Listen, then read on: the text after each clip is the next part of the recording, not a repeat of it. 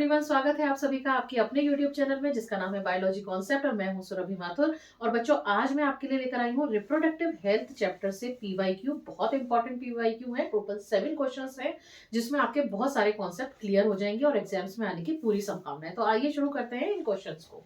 और इन क्वेश्चंस को पहले पूछा गया है और वो ईयर्स भी मैंने यहाँ पे मेंशन कर दिए हैं। क्वेश्चन नंबर 1 है, our government has intentionally imposed strict condition for MTP in our country, justify giving a reason. बच्चों, हमारी गवर्नमेंट ने एमटीपी, सबसे पहले तो एमटीपी का मतलब समझो क्या होता है। एमटीपी का मतलब होता है मेडिकल टर्मिनेशन ऑफ प्रेगनेंसी। हमारी जो गवर्नमेंट है उसने स्ट्रिक्ट रूल्स बनाए हैं। क्यों बनाए हैं वो स्ट्रिक्ट रूल्स? क्योंकि कई घरों में आज भी जो फीमेल चाइल्ड है उसको लाइक नहीं किया जाता। तो एमनियोसेंटेसिस के थ्रू इस पर भी बैन लगा दिया गया है। मतलब बहुत ही रेस्ट्रिक्टेड कंडीशंस में ही एमनियोसेंटेसिस की प्रोसेस, जो प्रीनेटल डायग्नोस्टिक टेस्ट है वो किया जा सकता है, जिसके थ्रू ये पता लगा लेते हैं कि जो वॉम्ब में, मदर की वॉम्ब में मेल चाइल्ड है या फीमेल चाइल्ड है। तो मेडिकल टर्मिनेशन ऑफ प्रेगनेंसी इसीलिए किया गया है ताकि फीमेल चाइल्ड को किल ना किया जा सके मदर की वॉम्ब में ही। तो इसीलिए गवर्नमेंट ने क्या करा है, इंटेंशनली इम्पोज किए हैं कुछ स्ट्रिक्ट रूल्स। क्लियर हो गई बात? क्वेश्चन नंबर 2 पर मूव करते हैं। State one reason why breast feeding the baby act as a natural contraceptive for the mother. बच्चों, ब्रेस्ट फीडिंग एक नेचुरल कॉन्ट्रासेप्टिव का काम करती है मदर के लिए। कैसे? जब भी बच्चा फीड करता है, लगभग जो फर्स्ट 6 मंथ का, जब तक बेबी नहीं हो जाता तब तक उसको मदर फीड कराया जाता है। तो उस समय क्या होता है कि मेंस्ट्रुएशन साइकिल नहीं चलती। तो जब मेंस्ट्रुएशन साइकिल नहीं चल रही, इसका मतलब ओवरी से ओवम जो है वो रिलीज नहीं हो रहा, यानी ओव्यूलेशन की प्रोसेस नहीं हो रही। और जब ओव्यूलेशन की प्रोसेस ही नहीं हो रही तो फिर आगे की बात तो कैसे होगी? तो इसीलिए ये क्या होगा, ये काम करता है एक कॉन्ट्रासेप्टिव का, क्योंकि इस दौरान रिलीज होता है प्रोलैक्टिन हार्मोन। तो ब्रेस्ट फीडिंग अपने आप में एक नेचुरल कॉन्ट्रासेप्टिव का काम करता है, क्योंकि ये ओव्यूलेशन को नहीं होने देता। तो ये इसलिए ये नेचुरल कॉन्ट्रासेप्टिव हुआ।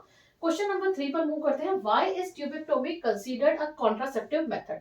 बच्चों, जो ट्यूबेक्टोमी होती है वो किस तरह का कॉन्ट्रासेप्टिव मेथड है? एक सर्जिकल कॉन्ट्रासेप्टिव मेथड है, जिसमें क्या करते हैं कि जो फैलोपियन ट्यूब होती है, उस फैलोपियन ट्यूब में एक इंसिजन या कट लगाया जाता है और उसके बाद उसको टाई कर दिया जाता है। ये एक सर्जिकल मेथड है, कॉन्ट्रासेप्टिव मेथड। इसके थ्रू क्या होता है कि जो ओवरी में जो ओवम बन रहे हैं वो साइट ऑफ फर्टिलाइजेशन यानी कि फैलोपियन ट्यूब तक नहीं पहुंच पाते। इसीलिए ये जो ट्यूबेक्टोमी है वो एक कॉन्ट्रासेप्टिव मेथड है। फिर क्वेश्चन नंबर 4 की तरफ मूव करते हैं। What do oral pill contains and how do they as effective contraceptive? बच्चों, ओरल पिल्स में हम लोग कंसीडर करते हैं जैसे कि सहेली एक टैबलेट होती है, ये ओरल पिल्स कहलाती हैं।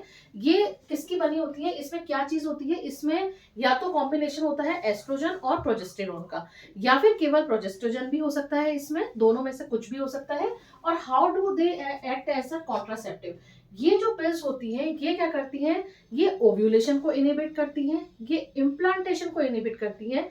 और तीसरा बहुत इंपॉर्टेंट कि जो सर्विक्स है उसमें जो म्यूकस की क्वालिटी है उसको भी ऑल्टर करती है, यानी म्यूकस बहुत ज्यादा हो जाता है जिसकी वजह से जो स्पर्म है वो अंदर एंटर नहीं कर पाते। तो इस वजह से इसको क्या कहते हैं कि ये एज अ कॉन्ट्रासेप्टिव काम करती है। ठीक है, अब मूव करते हैं क्वेश्चन नंबर 5 की तरफ। Why is copper T considered a good contraceptive device to space children? बच्चों में अंतर रखने के लिए कॉपर टी का यूज किया जाता है, एक अच्छा कॉन्ट्रासेप्टिव है। क्यों? क्योंकि कॉपर टी रिलीज करती है एक आयन जो कहलाता है कॉपर आयन। अब ये कॉपर आयन क्या करता है कि जो स्पर्म है उस स्पर्म की फर्टिलाइजिंग कैपेसिटी या आप कह सकते हैं उसकी एबिलिटी जो है फर्टिलाइज करने की, उसको कम कर देता है, उसकी मोटिलिटी को कम कर देता है, स्पर्म की मोटिलिटी को, जिसकी वजह से ये अच्छा कॉन्ट्रासेप्टिव माना जाता है। फिर मूव करते हैं क्वेश्चन नंबर 6 की तरफ। Name an oral pill used as contraceptive by human females. मैंने अभी आपको बताया था कि इसमें आपको नाम याद रखना है सहेली का।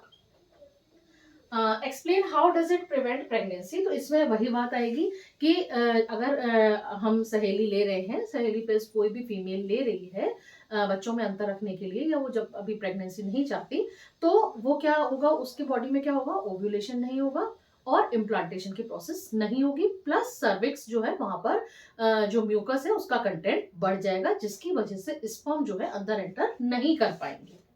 फिर बारी आती है क्वेश्चन नंबर 7 की, name any two assisted reproductive technology. ART भी लिखा हुआ आ सकता है एग्जाम में। ये इसमें आप दे सकते हैं एक एग्जाम्पल IVF का, यानी कि इन विट्रो फर्टिलाइजेशन का।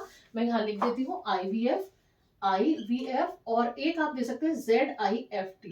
IVF इन विट्रो फर्टिलाइजेशन, जैसा कि आपको पता है कि इसमें क्या होता है कि या तो वाइफ या फिर फीमेल से क्या ले लिया जाता है, ओवम ले लिया जाता है, मेल या हस्बैंड से क्या ले लिया जाता है, स्पर्म ले लिया जाता है, और लेबोरेटरी कंडीशंस में इंड्यूस किया जाता है एम्ब्रियो के बनने को, जाइगोट के बनने को।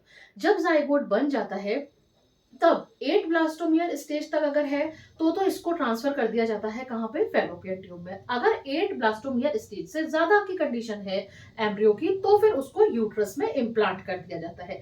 ये टेक्निक कहलाती है IVF। इसमें से पर्टिकुलरली जो ट्रांसफर करने की प्रोसेस है ये ZIFT, यानी कि जाइगोट इंट्राफैलोपियन ट्रांसफर। इसमें जाइगोट को ट्रांसफर कर दिया जाता है कहाँ, फैलोपियन ट्यूब में 8 ब्लास्टोमियर स्टेज तक। तो ये जो दोनों टेक्निक है IVF और ZIFT, ये क्या है, ART है, यानी असिस्टेड रिप्रोडक्टिव टेक्नोलॉजी। ये वो कपल्स जिनके किसी भी वजह से बच्चे नहीं हो पा रहे हैं, उनको ये टेक्निक, वो लोग ये टेक्निक यूज में लेते हैं। तो आज के थे ये 7 मोस्ट इंपॉर्टेंट क्वेश्चन। आगे भी वीडियोस के थ्रू और शॉर्ट्स के थ्रू मैं आपको क्वेश्चन प्रोवाइड करती रहूंगी, सैंपल क्वेश्चंस भी प्रोवाइड करती रहूंगी, इसलिए please stay tune with biology concept. Thank you very much.